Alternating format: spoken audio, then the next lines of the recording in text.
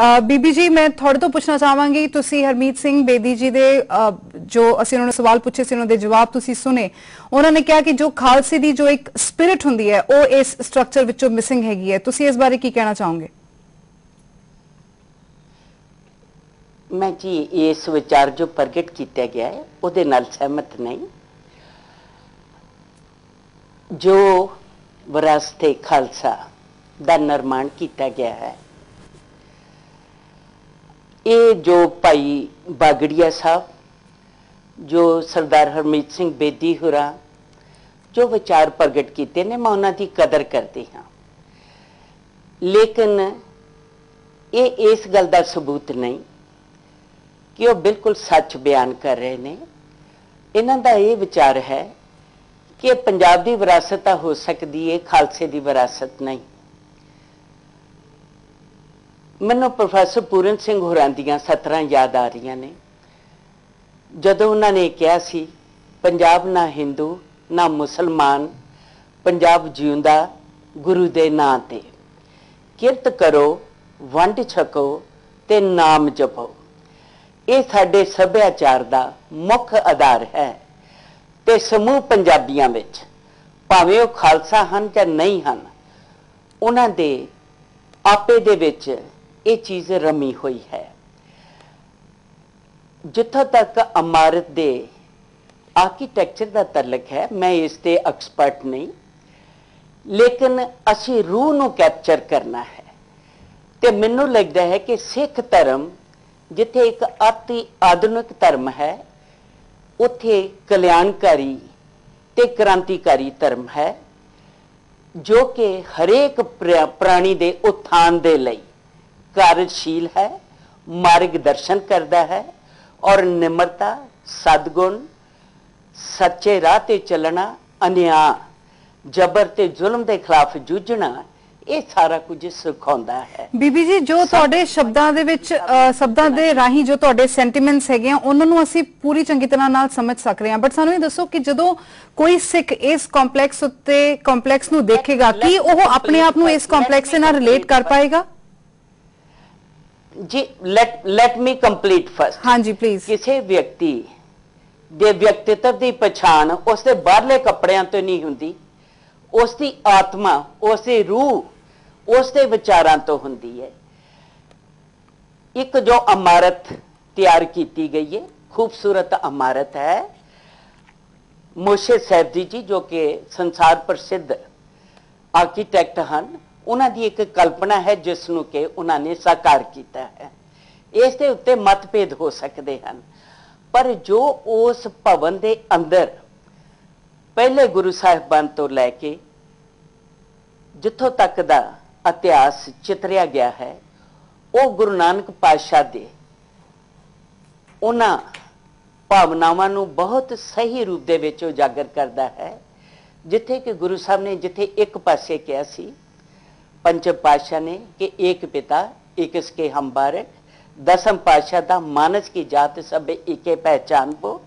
दसम पातशाही सच कहूँ सुन ले हो सबो जिन प्रेम क्यों तिन ही प्रभ पायो ते पहले पातशाह दे शब्द कि जे तो प्रेम खेलन का चाहो सिर धर तली गली मरियाओ इत मार्ग पैर तरीजे सिर दीजे कान ना कीजे ये जो 550 सालां दा इतिहास है ये इस गल नूं रूपमान करता है मूर्तिमान करता है साकार करता है हरेक पंजाबी ने गुरु दे विच विश्वास करने वाले सिख धर्म विच विश्वास करने वाले हरेक प्राणी ने इस नूं अपने पिंडे ते हंडाया है जीविया है और वो गुरु नूं नतमस्तक हुंदा है सो मेरे विचार विच ये जो उद्यम किया गया है वाकया ही बहुत प्रशंसा योग उद्यम है ये समुचे हिंदुस्तान विच समुची लकाई दे विच एक धर्म नूं धार्मिक जज्बात नूं साकार करने वाला पहला उद्यम है जिस लई के प्रयास किया गया और मेरे विचार विच ये उस स्पिरिट नूं कैप्चर करने दे विच बहुत हद तक सफल होया है जी बीबी जी मैं थोड़े कोल वापस आनी है भाई शोक सिंह जी तुसी ਮਿਸਟਰ ਬੇਦੀ ਨੂੰ ਸੁਣਿਆ ਜਦੋਂ ਅਸੀਂ ਉਹਨਾਂ ਨੂੰ ਫੋਨ ਲਾਈਨ ਤੋਂ ਲਿਆ ਸੀਗਾ ਯੂਐਸ ਤੋਂ, ਉਹਨਾਂ ਨੇ ਕਿਹਾ ਕਿ ਜਿਹੜਾ ਇਹ ਡਿਜ਼ਾਈਨ ਹੈਗਾ ਇਹ ਇੱਕ ਕੈਸੀਨੋ ਦੇ ਡਿਜ਼ਾਈਨ ਦੀ ਇੰਪਰੋਵਾਈਜ਼ੇਸ਼ਨ ਹੈ। ਜੇਕਰ ਇਹ ਸੱਚ ਵੀ ਹੈ ਤਾਂ ਇਸ ਉੱਤੇ ਕੀ ਆਬਜੈਕਸ਼ਨ ਹੋਣੀ ਚਾਹੀਦੀ ਹੈ? ਨਹੀਂ, ਇੱਕ ਚੀਜ਼ ਤਾਂ ਉਹਨੇ ਬਿਲਕੁਲ ਸਹੀ ਕਹੀ ਹੈ ਕਿ ਸਿੱਖ ਕਨਸੈਪਟ ਹੀ ਹਿਊਮਿਲਿਟੀ ਦਾ ਹੈ ਜੀ। ਹਿੰਦੁਸਤਾਨ ਦੇ ਵਿੱਚ ਜਿੰਨੇ ਮੰਦਿਰ ਬਣੇ ਹੋਏ ਨੇ ਜੀ ਉਹ ਸਾਰੇ ਉੱਪਰ ਚੜ ਕੇ ਬਣੇ ਹੋਏ ਨੇ। ਇਹ ਪਹਿਲਾ ਸਥਾਨ ਹੈ ਜਿਹੜਾ ਜ਼ਮੀਨ ਤੋਂ ਥੱਲੇ ਉਤਰ ਕੇ ਜਾ ਕੇ ਬਣਿਆ ਹੋਇਆ। ਉਹਨਾਂ ਨੇ ਬਿਲਕੁਲ ਠੀਕ ਕਿਹਾ ਹੈ। ਆਪਾਂ ਗੋਲਡਨ ਟੈਂਪਲ ਦੀ ਗੱਲ ਕਰ ਰਹੇ ਹਾਂ। ਗੋਲਡਨ ਟੈਂਪਲ ਦੀ ਉਹ ਹਿਊਮਿਲਿਟੀ ਹੈ ਜੀ। ਲੇਕਿਨ ਹੁਣ ਉਸ ਨੂੰ ਉਹ ਤਾਂ ਜੋ ਉਸ ਵੇਲੇ ਬਣ ਗਿਆ, ਹੁਣ ਇਸ ਵੇਲੇ ਆਪਾਂ ਇਸ ਦੀ ਗੱਲ ਕਰ ਰਹੇ ਹਾਂ ਜੀ।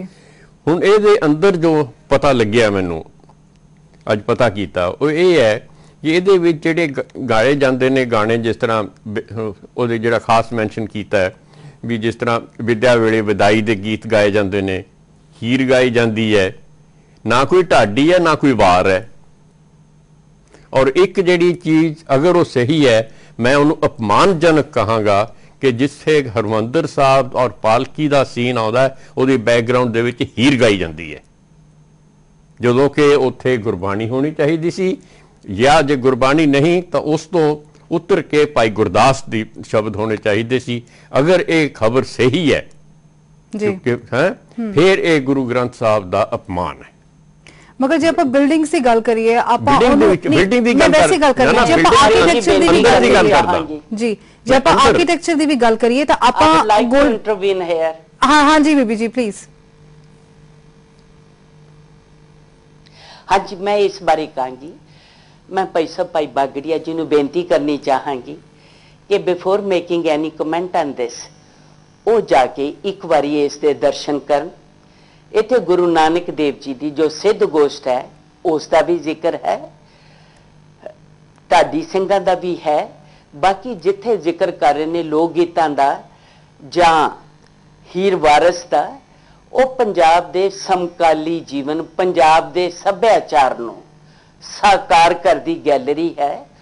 ਔਰ ਮੈਨੂੰ ਲੱਗਦਾ ਹੈ ਕਿ ਜੋ ਹੀਰ ਰਾਂਝਾ ਜਾਂ ਸੋਹਣੀ ਮਹੀਵਾਲ, ਇਹ ਇਸ਼ਕ ਮਜਾਜੀ ਦੀ ਥਾਂ ਇਸ਼ਕ ਹਕੀਕੀ ਨੂੰ ਰੂਪਮਾਨ ਕਰਦੇ ਨੇ, ਪੰਜਾਬੀਆਂ ਦੇ ਆਪੇ ਵਿੱਚ ਰਚੇ ਹੋਏ ਨੇ।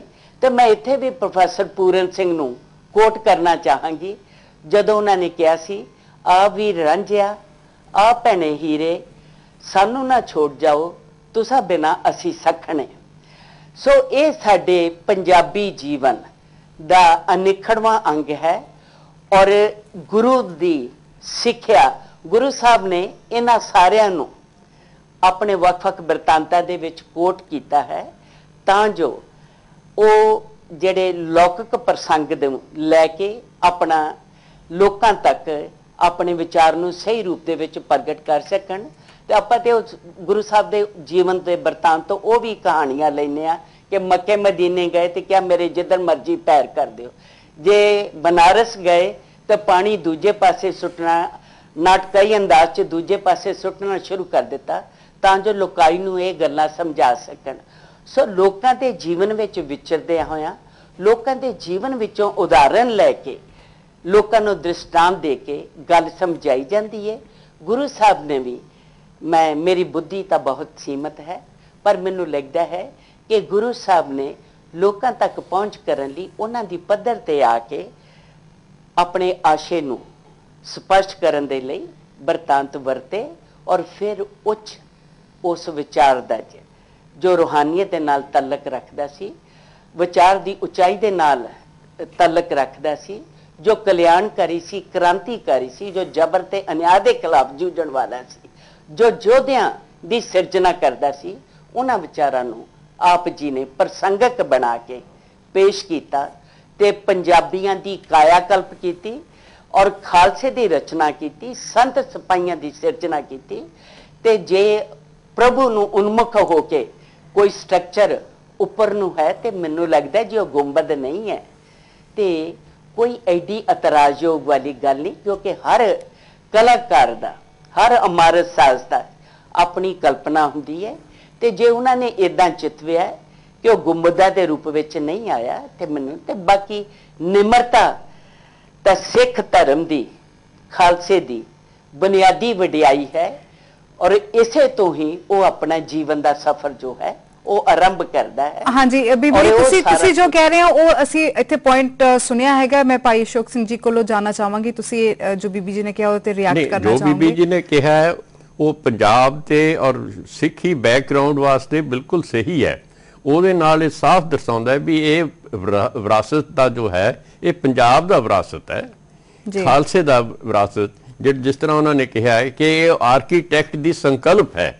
ਹਾਂਜੀ, ਹੁਣ ਜਿਹੜਾ ਖਾਲਸਾ ਕਨਸੈਪਟ ਉਹਨੂੰ ਹੀ ਨਹੀਂ ਸਮਝਦਾ, ਉਹਦਾ ਸੰਕਲਪ ਖਾਲਸਾਈ ਕਿਵੇਂ ਹੋ ਸਕਦਾ ਹੈ? ਤੁਸੀਂ ਇਸ ਨੂੰ ਪਰਸਨਲੀ ਹੁਣ ਵਿਜ਼ਿਟ ਕਰਕੇ ਫਿਰ ਉਸ ਤੋਂ ਬਾਅਦ ਉਹਦੇ ਤੇ ਕਮੈਂਟ ਕਰਨਾ ਚਾਹੋਗੇ? ਹਾਂਜੀ, ਧੰਨਵਾਦ ਕਰਦਾ ਵੀ ਮੈਨੂੰ ਉਹਨਾਂ ਨੇ ਇਹ ਸੁਜੈਸ਼ਨ ਦਿੱਤੀ ਤੇ ਮੈਂ ਜ਼ਰੂਰ ਉੱਥੇ ਜਾਊਂ, ਉੱਥੇ ਜਾ ਕੇ ਦੇਖ ਕੇ ਆਉਂ ਔਰ ਫਿਰ ਉਸ ਤੋਂ ਬਾਅਦ ਆ ਕੇ ਫਿਰ ਜੋ ਵੀ ਉੱਥੋਂ ਦਾ ਜੋ ਹੈ, ਮੈਂ ਪੰਜਾਬੀ ਤੌਰ ਤੇ ਨਹੀਂ, ਮੈਂ ਉੱਥੇ ਸਿਰਫ ਉਹਨੂੰ ਖਾਲਸਾਈ ਤੌਰ ਦੇ ਉੱਪਰ ਜੋ ਉਹਦੇ ਵਿੱਚ ਪਲੱਸ ਮਾਈਨਸ, ਹਾਂਜੀ ਇੱਕ ਹੋਈ ਬਕਾਇਦਾ ਪਲੱਸ ਮਾਈਨਸ ਜੋ ਹੋਣਗੇ ਉਹ ਮੈਂ ਲਿਆ ਕੇ ਮੈਂ ਜ਼ਰੂਰ ਤੁਸੀਂ ਰੱਖੋਗੇ ਸਾਹਮਣੇ। ਹਾਂਜੀ, ਤੁਹਾਡੇ ਕੋਲ ਹੀ ਆ ਜਾਵਾਂਗਾ ਤੇ ਬੀਬੀ ਜੀ ਨਾਲ ਤਾਂ ਮੈਂ ਗੱਲ ਕਰ ਲਾਂਗਾ। ਬੀਬੀ ਤਾਂ ਬੜੇ ਪੁਰਾਣੇ ਮਿਹਰਬਾਨ ਨੇ ਸਾਡੇ।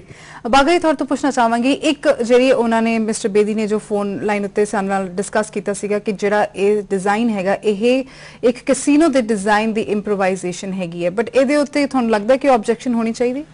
ਨਹੀਂ, ਇਸ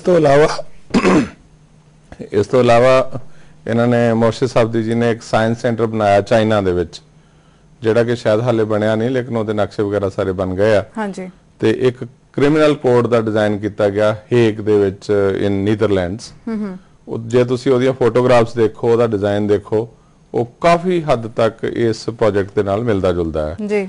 ਤੇ ਮੈਂ ਇਹ ਪੁੱਛਣਾ ਚਾਹੂੰਗਾ ਸਾਬਦੀ ਸਾਹਿਬ ਨੂੰ ਕਿ ਇੱਕ ਕ੍ਰਿਮੀਨਲ ਕੋਡ ਬਣਾ ਰਹੇ ਨੀਦਰਲੈਂਡਸ ਦੇ ਵਿੱਚ, ਇੱਕ ਸਾਇੰਸ ਸੈਂਟਰ ਬਣਾ ਰਹੇ ਚਾਈਨਾ 'ਚ, ਇੱਕ ਸਿੱਖ ਹੈਰੀਟੇਜ ਕੰਪਲੈਕਸ ਬਣਾ ਰਹੇ ਅਨੰਦਪੁਰ ਸਾਹਿਬ ਦੇ ਵਿੱਚ, ਉਹਨਾਂ ਸਾਰਿਆਂ ਦੇ ਵਿੱਚ ਇੰਨੀ ਜ਼ਿਆਦਾ ਸਿਮਿਲੈਰਿਟੀ ਕਿਵੇਂ ਹੋ ਸਕਦੀ ਹੈ? ਮਤਲਬ ਉਹਨਾਂ ਨੇ ਆਪਣੇ ਹੀ ਜਿਹੜੇ 3-4 ਡਿਜ਼ਾਈਨ ਸੀਗੇ ਉਹਨਾਂ ਦੇ ਵਿੱਚੋਂ ਹੀ ਬਿਟਸ ਐਂਡ ਪੀਸਸ ਕਲੈਕਟ ਕਰਕੇ ਤੁਸੀਂ ਕਹਿ ਰਹੇ ਹੋ ਕਿ ਉਹਨਾਂ ਨੇ ਆਹ ਸਟਰਕਚਰ ਦਾ ਡਿਜ਼ਾਈਨ ਕੀਤਾ। ਅਗਰ ਤੁਹਾਨੂੰ ਇਹ ਮੌਕਾ ਮਿਲਦਾ ਡਿਜ਼ਾਈਨ ਕਰਨ ਦਾ ਤਾਂ ਤੁਸੀਂ ਇਹਨੂੰ ਕਿਸ ਤਰੀਕੇ ਨਾਲ ਡਿਜ਼ਾਈਨ ਕਰਦੇ? ਕਿਹੜੇ ਹੈ ਜੀ ਐਲੀਮੈਂਟਸ ਹੈਗੇ ਨੇ ਜਿਹੜੇ ਤੁਸੀਂ ਇਹਦੇ ਵਿੱਚ ਲੈ ਕੇ ਆਉਂਦੇ?